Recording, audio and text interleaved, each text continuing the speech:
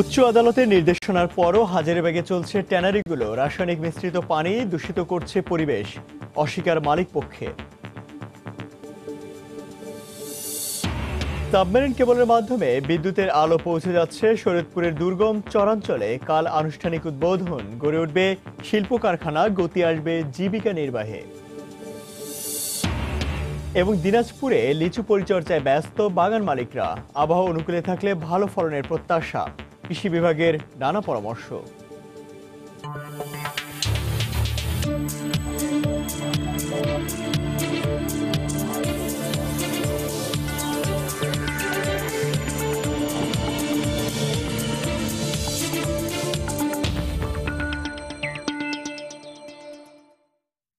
দেখছিলেন শিরোনাম। আমন্ত্রণ জানাচ্ছি দেশ ও দেশের বাইরে অর্থ বাণিজ্যের নানা খবর নিয়ে আমাদের নিয়মিত আয়োজন এই সময় বাণিজ্যে।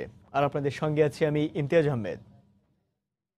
দূষণ সহায়ক শিল্প কারখানা চলবে না, উচ্চ আদালতের এমন আদেশ মানছে না হাজারীবাগ এলাকা জুড়ে। দেদারসি বিক্রি হচ্ছে চামড়া প্রক্রিয়াজাতকরণের প্রয়োজনীয় সব ধরনের রাসায়নিক, এমনকি ড্রেনগুলো থেকেও প্রকাশ্যে বেরোচ্ছে রাসায়নিক মিশ্রিত দূষিত পানি। এরপরেও শিল্প মালিকদের দাবি, কোনো ট্যানারিতেই চলছে না রাসায়নিকের কাজ। এসব অজুহাত আমলে না নিয়ে হাজারীবাগের চামড়া নির্ভর কারখানাগুলো শিগগিরই বন্ধের আহ্বান পরিবেশবিদদের। জুবাইর ফয়সালের রিপোর্ট। আচ্ছা, আপনারা কতজন শ্রমিক কাজ করেন এখানে? এখানে 200-250 মতো আছে। ঠিকই শুনেছেন, এখানে কর্মরত শ্রমিকের সংখ্যা প্রায় 250। প্রবেশাধিকার অনেকটাই নিষিদ্ধ থাকায় ঠিক কী ধরনের কর্মকাণ্ড চলে এসব কারখানায় তা দেখারও কোনো উপায় নেই। হাজারীবাগ জুড়ে দিব্যি ব্যবসা করছে শতাধিক রাসায়নিকের দোকান। নিয়মিতই চট্টগ্রাম বন্দর হয়ে আমদানি করা রাসায়নিকবাহী ট্রাকও আনলোড হচ্ছে এখানে। সব ট্যানারি মিতালি আছে, এইচএনএইচ, সবার আরো অনেক ট্যানারি আছে। কেমিক্যাল তো এটা গ্যারাম করা থাকে, আমরা বলতে পারি না, যেমন কি কেমিক্যাল, লবণ, সোডা এগুলো। তবে চলমান দূষণের সবচেয়ে বড় সাক্ষী হাজারীবাগের সুয়ারেজ লাইনগুলো। ট্যানারি মোড় থেকে লেদার টেকনোলজি কলেজ কিংবা ঢাকা ট্যানারি মোড় থেকে চারপাশের সবগুলো ড্রেনেই দেখা গেল রাসায়নিক মিশ্রিত বিভিন্ন রঙের দূষিত পানির অস্তিত্ব। যদিও ব্যবসায়ীদের দাবি, রাসায়নিক প্রয়োজন হয় এমন কোনো কাজ চলে না হাজারীবাগে। 2-4টা চললে হয়তো ফিনিশ লেদার দিয়ে একটা চলতে পারে, বাট এরকম ভাবে তো আপনার ওই যে রং টং বাইরে ইয়েটিয়া করবে, সেটা তো হওয়ার কথা না। যারা নন পলিউশন করছে তারাই ওইখানে আসলে হাজারীবাগের যে ফিনিশিং এবং অন্যান্য কার্যক্রম পরিচালনা করছেন। অর্থনৈতিক সংকটের কারণে হয়তো তারা ট্যানারি করতে পারছে না। এসব বক্তব্যকে স্রেফ অজুহাত হিসেবেই দেখছেন পরিবেশবিদরা। কালক্ষেপণ না করে শিগগিরই কারখানাগুলো সিলগালা করার আহ্বানও তাদের। বড় ব্যবসায়ীরা কিন্তু ভায়োলেট করছে না, ভায়োলেট করছে ক্ষুদ্র ব্যবসায়ীরা। তারা রাতারাতি বড় লোক হতে চায়, এদের কৈফিয়ত গ্রহণযোগ্য না। সংবিধানে বলা আছে প্রকৃতিকে রক্ষা করতে হবে, যিনি প্রকৃতিকে নষ্ট করছেন তাকে পেনালাইজ করতে হবে। সরকারের উচিত একেবারে সিলগালা করে বন্ধ করে দেয়া। 2017 সালে ট্যানারি বন্ধের পর 2 বছরের জন্য পরিবেশ দূষণ করবে না এমন শিল্প কারখানা চলবে বলেই নির্দেশ ছিল উচ্চ আদালতের, যার মেয়াদও শেষ হতে যাচ্ছে চলতি বছরের এপ্রিলে। জুবাইর ফয়সাল, সময় সংবাদ, ঢাকা। হারিকেন বা কুপির আলো ছাড়া যারা অন্য কিছু ভাবতে পারেন না, তারা এখন স্বপ্ন দেখেন মিনি ডকইয়ার্ড শিল্প, হিমাগার সহ নানা শিল্প কারখানার। বলছিলাম শরীয়তপুরের দুর্গম চরাঞ্চলের কথা, যেখানে সাবমেরিন কেবলের মাধ্যমে পৌঁছে যাচ্ছে বিদ্যুৎ। কাল আনুষ্ঠানিক উদ্বোধনের পর চরের বুকে জেগে উঠবে নতুন আশা, এমনটাই প্রত্যাশা এলাকাবাসীর। খলিল রহমানের তোলা ছবিতে আরও জানাচ্ছেন ওবায়দুল মামুন। শত বছরের চরাঞ্চল এটি।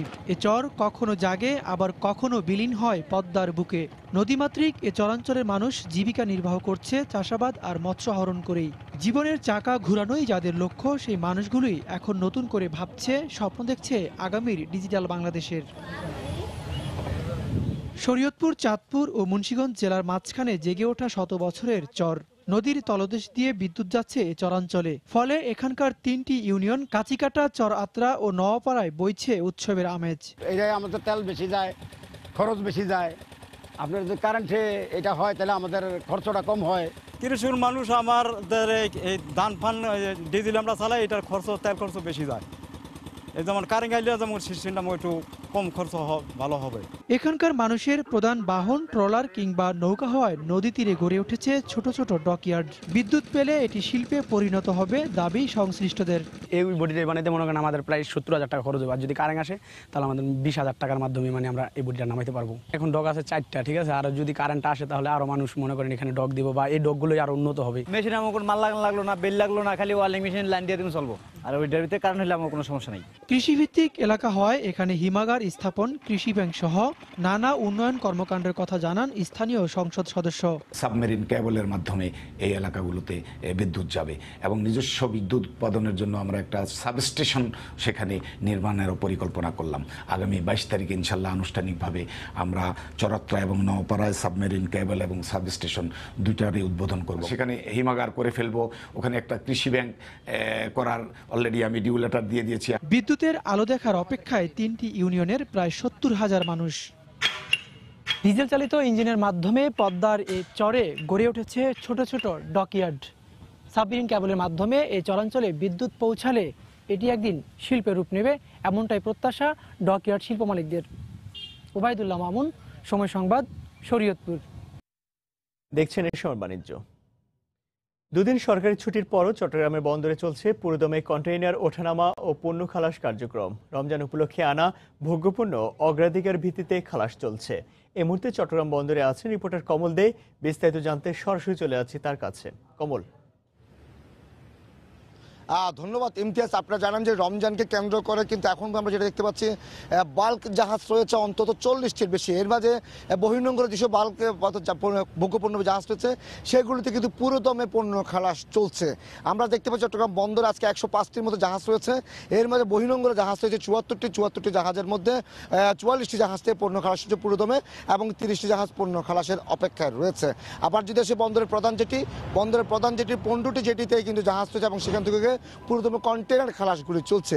আমি একটি বিশেষত্বের কথা বলি চট্টগ্রাম বন্দরের বিশেষত্ব যেটি হলো যেগুলো বাল্ক জাহাজ আছে অর্থাৎ খোলা পণ্য নিয়ে আসে, বিশেষ করে জানেন ছোলা, গম, সিমেন্ট ক্লিংকার কিংবা চাল কিংবা চিনি, এইসব পণ্য কিন্তু বাল্ক জাহাজে করে আসে।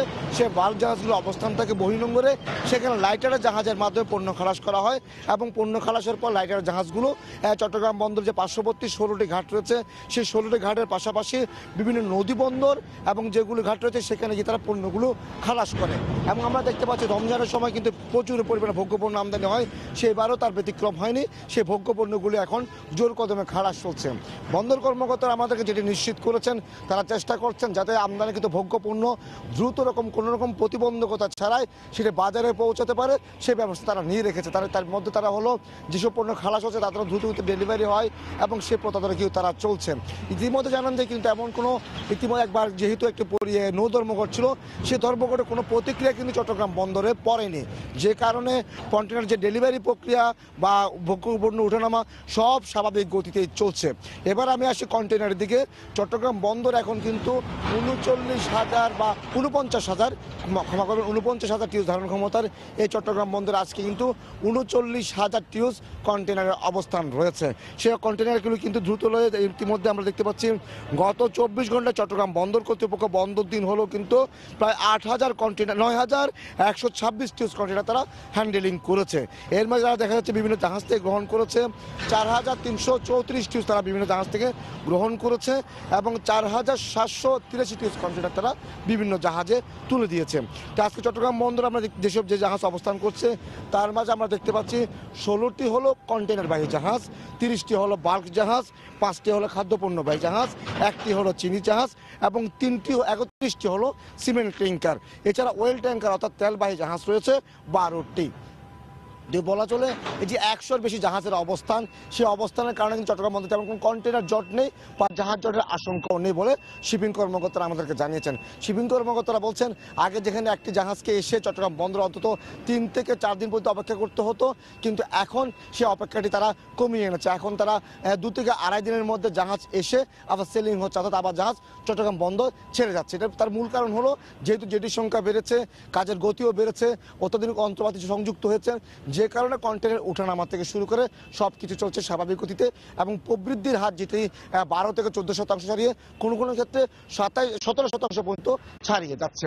তো আরেকটি বিষয় কিন্তু যেহেতু এখানে বেশ কয়েকটি ইয়ার্ডের কাজ শেষ হয়েছে সে কারণে কিন্তু কন্টেনার জটের তেমন কোনো আশঙ্কা নেই। তবে FCL কন্টেনার যেগুলো রয়েছে সেগুলো এখনও চট্টগ্রাম বন্দরে অবস্থান করছে। তো বলা হচ্ছে যেন FCL কন্টেনারগুলো যদি দ্রুত নিয়ে যায় তাহলে হয়তো এখানে কোনো জটের আশঙ্কা নেই বলে বন্দর কর্মকর্তারা আমাদেরকে জানিয়েছেন। তো ইমতিয়াজ বলা চলে দেশের প্রধানতম এই চট্টগ্রাম বন্দরে ভোগ্যপণ্য আমদানি যে রমজান উপলক্ষে হয়েছে তার কোনো এখানে স্থিমিত হচ্ছে না, সব দ্রুতগতিতে খালাস হচ্ছে এবং দ্রুত লয়ে বাজারে পৌঁছাচ্ছে বলে বন্দর কর্মকর্তারা আমাদেরকে জানিয়েছেন। তো ইমতিয়াজ এখন পর্যন্ত আমার কাছে ছিল রমজান উপলক্ষে যে ভোগ্যপণ্য আমদানি হয়েছে 50টি বেশি জাহাজ বন্দরে অবস্থান করছে এবং পণ্য খালাস চলছে তার সর্বশেষ। দর্শক, চট্টগ্রাম বন্দরে আমদানি রফতানি সবশেষ খবরাখবর জানাতে বন্দর এলাকা থেকে আমাদের সঙ্গে যোগ দিয়েছিলেন সহকর্মী কমল দেব। দেশব্যাপী বিনামূল্যে সার্ভিসিং ক্যাম্পেইন শুরু করল বসুন্ধরা এলপি গ্যাস। গতকাল বসুন্ধরার প্রধান কার্যালয়ে সার্ভিস ক্যাম্পেইনটির উদ্বোধন করা হয়। উদ্বোধন অনুষ্ঠানে উপস্থিত ছিলেন বসুন্ধরা গ্রুপের মানব সম্পদ শাখার প্রধান captain Sheikh Ehsan Reza, head of business development ZM Ahmed Prince. Pilot এ প্রকল্প নারায়ণগঞ্জ দিয়ে শুরু হবে 23 এপ্রিল থেকে।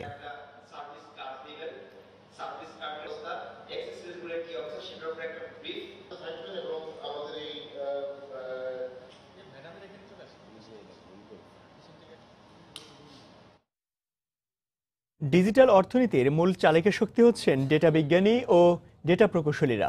গুলশানে রবির প্রধান কার্যালয়ে ডেটা বিজ্ঞানী ও প্রকৌশলীদের নিয়ে আয়োজিত এক প্রতিযোগিতা অনুষ্ঠানে এ মন্তব্য করেন রবির নির্বাহী পরিচালক ও প্রধান নির্বাহী মাহতাবউদ্দিন আহমেদ। অনুষ্ঠানে বিশেষ অতিথি হিসেবে উপস্থিত ছিলেন আইসিটি প্রতিমন্ত্রী জুনায়েদ আহমেদ পলক।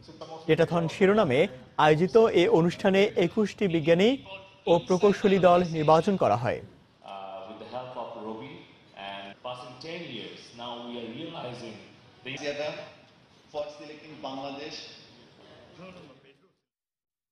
জার্মানিতে ওয়ালটনের টেলিভিশন রপ্তানি শুরু হয়েছে। গতকাল গাজীপুরের চন্দ্রায় ওয়ালটন টিভি ম্যানুফ্যাকচারিং ইউনিটে এ উপলক্ষে এক অনুষ্ঠানের আয়োজন করা হয়।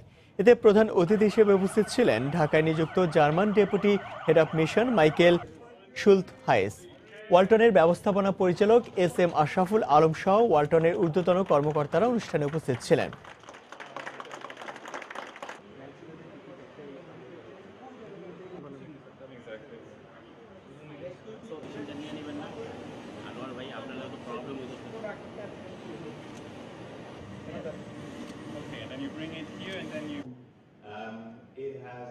পারস্পরিক অভিজ্ঞতা বিনিময়ের মাধ্যমে তরুণদের দক্ষতা বৃদ্ধি ও তরুণ নেতৃত্ব গঠনের লক্ষ্য নিয়ে রাজধানীতে লা মেরিডিয়ান হোটেলে অনুষ্ঠিত হলো দ্বিতীয় JCI Bangladesh leadership conclave together towards tomorrow.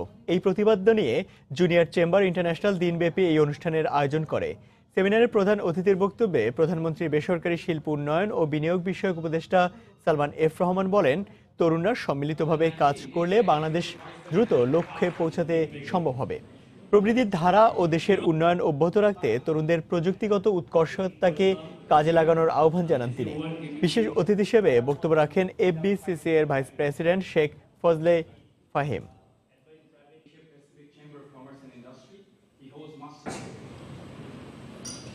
এবং 36তম বার্ষিক সাধারণ সভার মাধ্যমে তৈরি পোশাক শিল্প মালিকদের শীর্ষ সংগঠন BGM এর প্রথম নারী সভাপতি হিসেবে দায়িত্ব গ্রহণ করলেন রুবানা হক। গতকাল উত্তরায় নতুন ভবনে BGM এর AGM এ রুবানা হক বলেন, অ্যাকর্ড অ্যালায়েন্স বা কারো পরামর্শ নয়, পোশাক শিল্পের উন্নয়নে নিজেদের মনিটরিং ব্যবস্থা শক্তিশালী করা হবে। এ সময় বিগত দিনে সংগঠনটির নানা কর্মকাণ্ড ও আর্থিক বিবরণী তুলে ধরে আনুষ্ঠানিকভাবে বিদায় নেন সাবেক সভাপতি সিদ্দিকুর রহমান।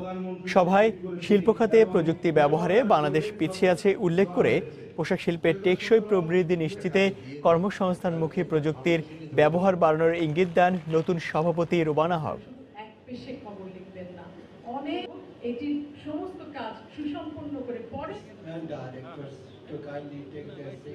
অ্যালায়েন্স ছেড়ে চলে গেছেন দেশ, কিন্তু অ্যাকর্ড এখনো আছে। আমাদের সেলফ মনিটরিং এর একটা জায়গায় যাওয়া উচিত। এই 6 বছর ধরে আমাদের আসলে আমরা আশা করছিলাম যে আমরা করতে পারবো, হয়নি, কিন্তু এখন আমাদের ঘুরে দাঁড়াবার সময়। প্রেসক্রিপশন আমরা কারোর কাছ থেকে নেব না। টেকনোলজি যে জায়গায় গেছে সেখানে এখনও কিন্তু আমরা পিছিয়ে আছি। মনে রাখতে হবে যে শ্রমিকের কল্যাণও আমাদের একইভাবে ধারণ করা উচিত। শ্রমিক ছাড়া আমরা আসলেই কিন্তু শূন্য। ওরা যেরকম আমাদেরকে চায়, আমরাও ঠিক ওভাবেই ওদেরকে চাই। কোনো দ্বান্দ্বিক অবস্থানে একেবারেই যাওয়ার পক্ষপাতী না আমরা। দেখছেন এ সময় বাণিজ্য। সরকারি বেসরকারি হাসপাতালগুলোতে সুলভ মূল্যে স্বাস্থ্যসেবা দেওয়ার আহ্বান জানিয়েছেন স্বাস্থ্যমন্ত্রী জাহিদ মালেক। গতকাল রাজধানী কৃষিবিদ ইনস্টিটিউট মিলনায়তনে জাতীয় স্বাস্থ্যসেবা সপ্তাহের সমাপনী অনুষ্ঠানে একথা বলেন মন্ত্রী। এ সময় তিনি আরও জানান, শিগগিরই 10,000 ডাক্তার নিয়োগ প্রক্রিয়া সম্পন্ন হবে। স্বাস্থ্যসেবার মান উন্নয়নে কমিউনিটি ক্লিনিকগুলোতে যুগোপযোগী সেবা নিশ্চিতে সংশ্লিষ্ট সবাইকে এগিয়ে আসার আহ্বান জানান তিনি। অনেক মেডিকেল কলেজের শিক্ষার মান এখনো ভালো হয়নি, সেদিকেও আপনারা খেয়াল রাখবেন যাতে ভালো ডাক্তার তৈরি হয়। তারা তো আমারই আপনাদেরই প্রিয়জনের চিকিৎসা দিবে।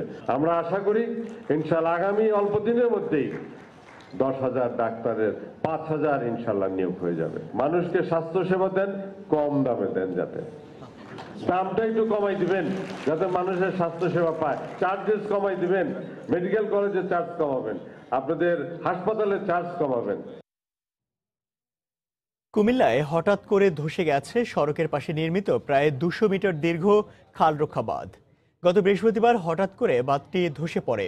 এলাকাবাসীর অভিযোগ, নিম্নমানের নির্মাণ সামগ্রী সহ নানা অনিয়মের ফলে বাঁধটি ধসে গেছে। এদিকে দুর্ঘটনার দায় নিতে নারাজ ঠিকাদারি প্রতিষ্ঠান। কুমিল্লা থেকে বাহার রায়হানের পাঠান তথ্য, ছবি নিয়ে রিপোর্ট।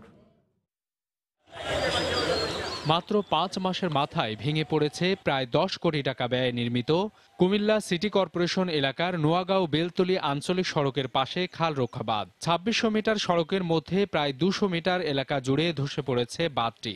স্থানীয়দের অভিযোগ, ঠিকাদার ও তদারকি প্রতিষ্ঠানের যোগ সাজশে নিম্নমানের নির্মাণ সামগ্রী ব্যবহারের কারণে বাঁধটি ধসে গেছে। যেখানে 400টা রড দেওয়ার কথা দেয় 300টা, যেখানে 1 নম্বর ইট দেওয়ার কথা দেয় 2 নম্বর ইট। প্রত্যেকটা কাজে কাজে চুরি। যারা ইঞ্জিনিয়ার পরিদর্শন করে তারা হলো বড় চোর, আর ঠিকাদার হলো তার চেয়ে আরো বড় চোর। আজকে যে ভেঙে পড়লো, এটা কেন ভেঙে পড়ছে সঠিকভাবে কাজ হয় না বলে ভেঙে পড়ছে। ঘটনার পর সড়ক সম্প্রসারণে কাজ করা বিথি এন্টারপ্রাইজকে দায়ী করছে বাঁধ নির্মাণকারী প্রতিষ্ঠান হক এন্টারপ্রাইজ। আমাদের সব ঠিক আছে, আমাদের না পড়ে গেলে সবটাই পড়ে যেত, কথা বলছেন না? কোন জায়গায় জিন্দে মাটি সরছে, এদিক দিয়ে এটা পড়ে গেছে। শনিবার ঘটনাস্থল পরিদর্শন শেষে সিটি কর্পোরেশনের খাল খনন ও সড়কে ভারী যান চলাচলকে দায়ী করলেন কুমিল্লা সিটি কর্পোরেশনের প্রধান প্রকৌশলী। ছিল ভালোই, কিন্তু এটা হঠাৎ করে আমাদের খাল খননের সময় এটা ঘোড়ার মাটিটা সরাই ফেলার কারণে এটা একটু উইক হয়ে গেছে। আর এখানে রাস্তার কাজের সময় ভাইব্রেশন দিয়ে রোলার দিয়ে যখন কম্প্যাকশন করতেছিল, এই চাপে নিচের ফাউন্ডেশনটা একটু সরে গেছে। বিশ্ব ব্যাংকের অর্থায়নে 2017-18 অর্থ বছরে প্রায় 10 কোটি টাকা ব্যয়ে নির্মাণ করা হয় কুমিল্লা নগরীর নবাববাড়ি চৌমোহনী থেকে বেলতলী পর্যন্ত 2600 মিটার দীর্ঘ খালরক্ষা বাঁধ। প্রকল্পটি বাস্তবায়ন করে ঠিকাদারি প্রতিষ্ঠান হক এন্টারপ্রাইজ। সময় সংবাদ, কুমিল্লা। সামনে আর কোনো ঝড়, শিলাবৃষ্টি বা প্রাকৃতিক দুর্যোগ না হলে দিনাজপুরে লিচুর ভালো ফলনের আশা করছেন লিচুর বাগান মালিকরা। তবে কয়েকটি উপজেলায় সাম্প্রতিক ঝড়ে লিচুর সামান্য ক্ষতি হয়েছে। তারপরও সেচ, কীটনাশক, ভিটামিন ব্যবহার করে বাগানগুলোতে পরিচর্যা করছেন মালিকরা। তবে কৃষি বিভাগ বলছে, মুকুল কম হলেও পরামর্শ অনুযায়ী গাছের পরিচর্যা করলে ফলন ভালো পাবেন বাগান মালিকরা। এদিকে কৃষি সম্প্রসারণ অধিদপ্তর থেকে লিচু উৎপাদন এবং বিপণনে কৃষকদের পরামর্শ দেওয়া হয়েছে। গোলাম নবী দুলালের পাঠান তথ্য ও মঞ্জিদ আলম শিমুলের তোলা ছবি নিয়ে রিপোর্ট। দিনাজপুরে বাগানগুলোতে এখন লিচুর দানা এসেছে। গাছে গাছে মাদ্রাজি, বোম্বাই, কাঁঠালি, চায়না আর বেদেনা। অসময়ের বৃষ্টির কারণে গত বছরের তুলনায় এবার লিচুর মুকুল কম। এরপরও গাছের মুকুল রক্ষা ও ভালো ফলন পেতে দিনরাত পরিচর্যায় ব্যস্ত বাগান মালিকরা। জেলা প্রশাসন ও কৃষি বিভাগ কর্মশালা করে আম লিচুতে ক্ষতিকর কোনো কেমিক্যাল দেওয়া যাবে না বলে 13 উপজেলার বাগান মালিকদের সতর্ক করেছে। বর্তমান আমাদের গাছে যতটুকু লিচু আছে সেটাকে ঠেকানোর জন্য আমরা আপ্রাণ চেষ্টা করতেছি। ঝড় না হয়, শিলাবৃষ্টি না হয়, সেই ক্ষেত্রে আশা রাখি যে কৃষকরা এবার বাগান চাষি যারা তারা খুব লাভবান হবে। ঝড়, শিলাবৃষ্টি বা প্রাকৃতিক দুর্যোগের কারণে ফলন নিয়ে শঙ্কায় থাকলেও লিচুর পরিচর্যা করছেন বাগান মালিকরা। মুকুল হওয়ার আগ পর্যন্ত গাছে গোড়ায় সার দিই, সার দিই, তারপরে ভিটামিন দেই, বিষ দেই। ঝড় তুফান যা হচ্ছে, এখন ঝড় তুফানে আমরা পরিচর্যা করছি, যদি এখন ভালোভাবে টেকে, এটাই হচ্ছে আল্লাহর কাছে আরাধনা। তবে কৃষি বিভাগ বলছে লিচু ঝরে পড়া রোধে বাগান মালিকরা পরামর্শ নিয়ে গাছের পরিচর্যা করলে ফলন ভালো পাবেন। বাগান মালিক এবং যারা চাষি ভাই আছে তাদেরকে আমরা বলেছি যে পর্যাপ্ত পরিমাণে গাছের গোড়ায় জৈব সার এবং কোনো কোনো ক্ষেত্রে রাসায়নিক সারের দেওয়ারও আমরা পরামর্শ দিয়েছি। দিনাজপুরের 13 উপজেলায় 5200 হেক্টর জমিতে লিচুর বাগান রয়েছে। সময় সংবাদ, দিনাজপুর। এবার জানিয়ে দেব ঢাকা স্টক এক্সচেঞ্জের লেনদেনের পরিস্থিতির খবর। চলে যাচ্ছে ডিএসসির অফিসিয়াল ওয়েবসাইটে। সকাল থেকে এখন পর্যন্ত আমরা লেনদেনের যে পরিস্থিতি দেখতে পাচ্ছি তাতে ঢাকা স্টক এক্সচেঞ্জের প্রধান 3টি সূচকই কিন্তু আমরা দেখতে পাচ্ছি ঊর্ধ্বমুখী অবস্থানে রয়েছে। যদিও বিগত কয়েক দিন ধরে, অর্থাৎ বিগত প্রায় 2 মাস ধরে কিন্তু সূচকের নিম্নমুখী প্রবণতার মধ্য দিয়ে লেনদেন শুরু হয়েছে এবং অধিকাংশ সময় আমরা দেখেছি নিম্নমুখী লেনদেনের মধ্য দিয়েই দিন পার করেছে ঢাকা স্টক এক্সচেঞ্জের প্রধান সূচকগুলোই। সেখানে আজকের কিছুটা ভিন্ন অবস্থান আমরা লক্ষ্য করছি ঢাকা স্টক এক্সচেঞ্জে। এখানে শুরুতেই যদি আমি দেখি যে ঢাকা স্টক এক্সচেঞ্জের যে প্রধান সূচক অর্থাৎ ডিএসসি এক্স ইন্ডেক্স, এই সূচকটি এখন পর্যন্ত 31 পয়েন্ট বেড়ে অবস্থান করছে 5352 পয়েন্টে। যদিও আমরা দেখেছি অধিকাংশ দিনই কিন্তু ঢাকা স্টক এক্সচেঞ্জের সূচক 50 কিংবা 60 পয়েন্টের মতো হারিয়েছে। দিন শেষে মোটামুটি সবগুলো সূচকই নিম্নমুখী অর্থাৎ নেগেটিভ অবস্থান থেকেই কিন্তু লেনদেন শেষ করেছিল। আজকের আমরা দেখতে পাচ্ছি কিছুটা ভিন্ন অবস্থান রয়েছে। এর মধ্যে 31 পয়েন্ট যোগ করতে সক্ষম হয়েছে ঢাকা স্টক এক্সচেঞ্জের প্রধান সূচক ডিএসসি এক্স ইন্ডেক্স। এটি এখন পর্যন্ত 0.58% কিন্তু সূচক বাড়িয়েছে। ঢাকা স্টক এক্সচেঞ্জের সরিয়া ভিত্তিক যে সূচকটি রয়েছে অর্থাৎ ডিএসসি এস ইন্ডেক্স, এই সূচকটি 9.34 পয়েন্ট বেড়ে অবস্থান করছে 1236 পয়েন্টে এবং আমরা শতাংশ হিসেবে দেখতে পাচ্ছি এটি কিন্তু 76.76% কিন্তু বাড়িয়েছে, অর্থাৎ এটিও অনেকটাই ইতিবাচক অবস্থানে রয়েছে। ডিএসসি বাছাই সূচকটি আমরা দেখে নেব। ডিএসসি 30 ইন্ডেক্স, এই সূচকটি এখন পর্যন্ত 5.78 পয়েন্ট বেড়েছে এবং অবস্থান করছে 1903 পয়েন্ট, অর্থাৎ এই সূচকটি কিন্তু ঊর্ধ্বমুখী প্রবণতায় রয়েছে। শতাংশের হিসাবে 0.30% বাড়াতে সক্ষম হয়েছে ডিএসসি যে বাছাই সূচক রয়েছে, অর্থাৎ বাছাই ভিত্তিক 30টি কোম্পানি নিয়ে যে বিশেষ সূচকটি রয়েছে সেখানেও আমরা ইতিবাচক প্রবণতায় লক্ষ্য করছি। টাকার অঙ্কে এখন পর্যন্ত আমরা দেখতে পাচ্ছি খুব বেশি টাকার লেনদেন হয়নি, মাত্র 107 কোটি টাকার লেনদেন হয়েছে। যদিও বিগত কয়েক মাসেই আমরা দেখেছি মোটামুটি সারা দিনে 300-400 কিংবা সর্বোচ্চ 500 কোটি টাকা লেনদেন হয়েছিল। সেই তুলনায় আজকে আমরা দেখতে পাচ্ছি সকাল থেকে মাত্র 1.5 কিংবা 2 ঘন্টার মধ্যেই কিন্তু 107 কোটি টাকা লেনদেন হয়েছে।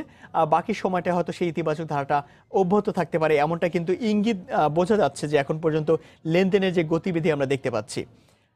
এখন পর্যন্ত দেখতে পাচ্ছি শেয়ার হাত বদল হওয়া শেয়ারগুলোর মধ্যে 202টি প্রতিষ্ঠানের শেয়ার কিন্তু এখন পর্যন্ত ঊর্ধ্বমুখী অবস্থানে রয়েছে, অর্থাৎ অধিকাংশ প্রতিষ্ঠানে এখন পর্যন্ত ইতিবাচক অবস্থানে রয়েছে। যেখানে নিম্নমুখী রয়েছে মাত্র 53টি প্রতিষ্ঠান। যদিও অপরিবর্তিত থাকার তালিকায় আমরা দেখতে পাচ্ছি 46টি প্রতিষ্ঠানে কিন্তু খুব বেশি এখন পর্যন্ত কোনো ধরনের লেনদেনের পরিবর্তন হয়নি। আমরা টপ 20 শেয়ারের তালিকা একটু দেখে নেব। টপ 20 শেয়ারের তালিকায় আমরা দেখতে পাচ্ছি 1 নম্বর রয়েছে ফরচুন। এই প্রতিষ্ঠানটি 76.80 টাকায় 76 টাকা 80 পয়সা লেনদেন হচ্ছে এবং আমরা দেখতে পাচ্ছি সর্বোচ্চ 37.20 পয়সা এবং সর্বনিম্ন 36 টাকা 10 পয়সায় লেনদেন করছে। তো মোটামুটি ঢাকা স্টক এক্সচেঞ্জের লেনদেনের সর্বশেষ অবস্থান জানিয়ে দিচ্ছিলাম, এখন পর্যন্ত যা ছিল আমার কাছে। রাজধানীর সোনাগাঁ হোটেলে বিপিও সামিটে তথ্য প্রযুক্তি খাতে অবদানের জন্য সম্মাননা তুলে দিচ্ছেন প্রধানমন্ত্রী তথ্য ও যোগাযোগ প্রযুক্তি বিষয়ক উপদেষ্টা সজীব ওয়াজেদ জয়। আমরা সরাসরি চলে যাচ্ছি সেখানে।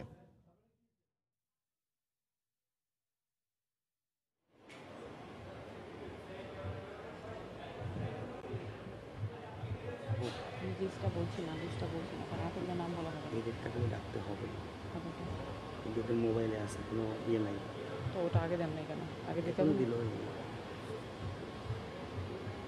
মোবাইল দিয়ে রাখলে কি হবে? এটা কি এটা ইয়েটা এটা বাংলাদেশ অ্যাসোসিয়েশন, কিন্তু মোবাইল ব্যবহার থাকলে কি বারবার ইয়ে করবে।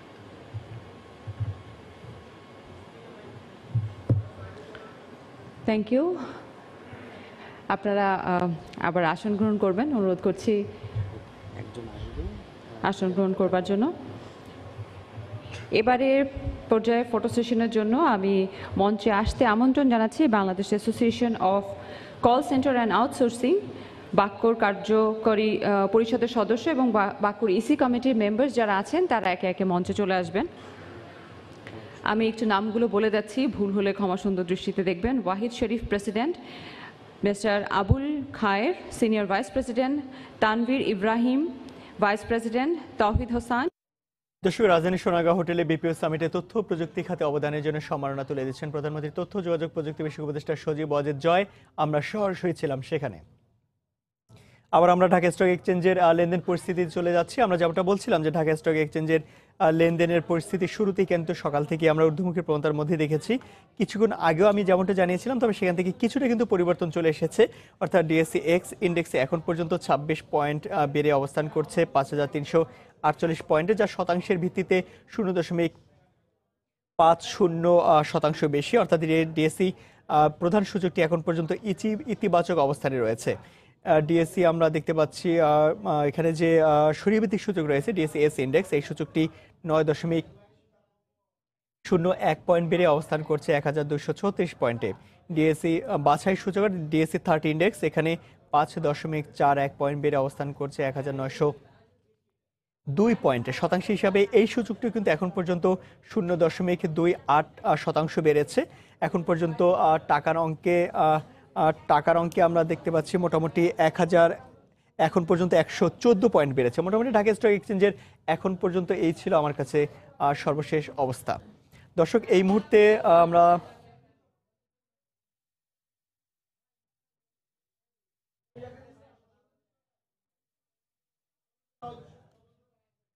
বাংলাদেশ বেভারেজ ম্যানুফ্যাকচারার্স অ্যাসোসিয়েশন ও মোবাইল টেলিকম অপারেটরদের সংগঠনের সাথে চলছে এনবিআর এর প্রাক বাজেট আলোচনা। সেখানে এখন এই মুহূর্তে কথা বলছেন এনবিআর এর চেয়ারম্যান মোশাররফ হোসেন ভূঁইয়া। আমরা সরাসরি চলে যাচ্ছি সেখানে। গত বছর একটা ছিল, আপনাদের সাথে কথাবার্তা বলে আমাদের একটা উদ্যোগ ছিল, কোনো না কোনোভাবে সেটা হয়তো সবটা আমরা করতে পারি নাই। তো এইবারে আপনার যে বক্তব্যটা আছে সেটা একেবারে সংক্ষেপে আপনার যে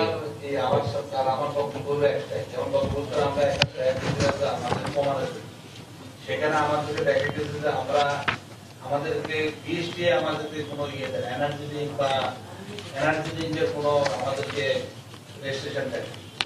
আমরা করতেছি কার্বনের দিক এবং আমরা ক্যাপিটাল মাত্রা যদি এনার্জি দিক করে মিনিমাম ইন্টারন্যাশনালি আমরা 250 থেকে 300। এখন বিডিএস যে বিডিএস আমরা এখন করতে সেটা থেকে অ্যালকোহল থাকবে নাকি? না, অ্যালকোহল তো প্রশ্ন আসে না। এনার্জি ড্রিঙ্ক আর এতে পার্থক্য বাংলাদেশ বেভারেজ ম্যানুফ্যাকচারার্স অ্যাসোসিয়েশন ও মোবাইল টেলিকম অপারেটরদের সংগঠনদের সাথে আলোচনা করছে এনবিআর। আমরা সরাসরি ছিলাম সেখানে। রাজধানী সোনাগাঁও হোটেলে বিপিও সামিটে তথ্য প্রযুক্তি খাতে অবদানের জন্য সম্মাননা তুলে দিচ্ছেন প্রধানমন্ত্রী তথ্য ও যোগাযোগ প্রযুক্তি বিষয়ক উপদেষ্টা সজীব ওয়াজেদ জয়। আমরা সরাসরি চলে যাচ্ছি সেখানে।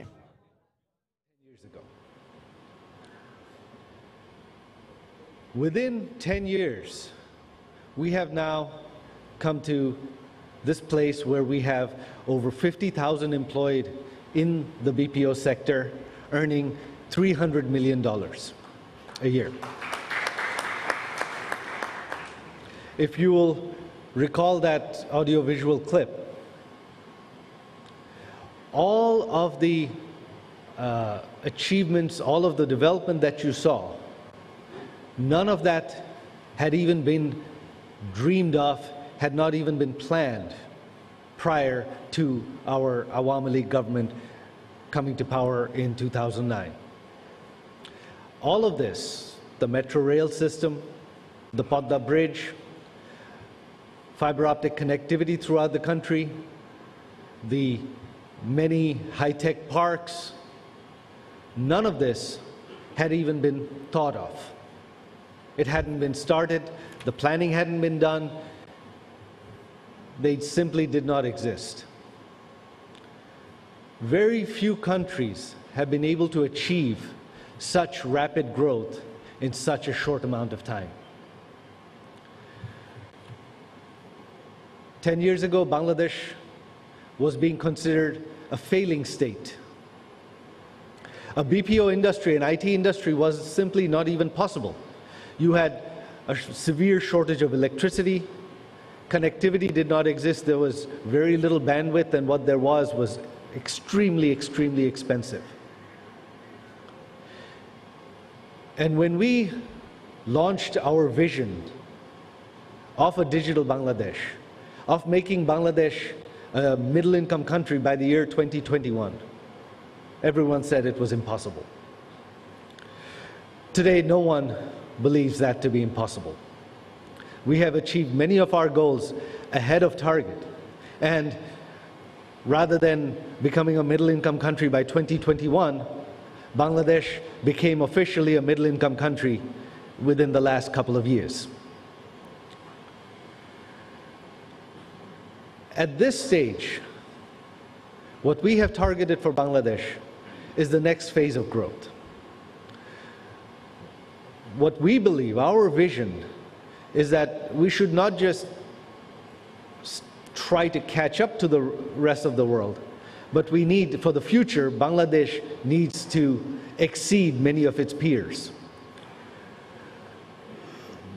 The traditional phases of development, moving from an agrarian society to an industrialized society, then eventually moving forward, we do not have the time for that. We must progress faster. We need to leapfrog. And you have heard several speakers refer to the fourth industrial revolution. That is now upon us.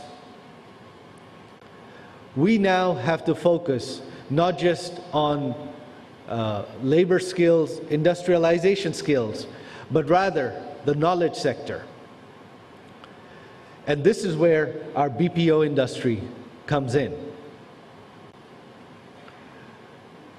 Everyone, Bangladesh today until now was known globally as the world's second largest manufacturer of clothing and garments. That is a growth that came organically. Our garment sector started in the 1980s. It was started by the private sector, and it grew on its own. With no government help, no government planning, the private sector took it forward on its own. However, for the BPO sector, for the fourth industrial revolution, for the knowledge sector, to wait for the private sector was something that we could not afford to do. That would have taken far too long, and it would not have been possible for the private sector alone to do it. So what our Awami League government focused on was providing the facilitating base that is necessary. We focused on revamping our policies to make it friendly and foster the growth of the IT industry. Our government removed all taxes on the IT industry, gave extensive tax holidays.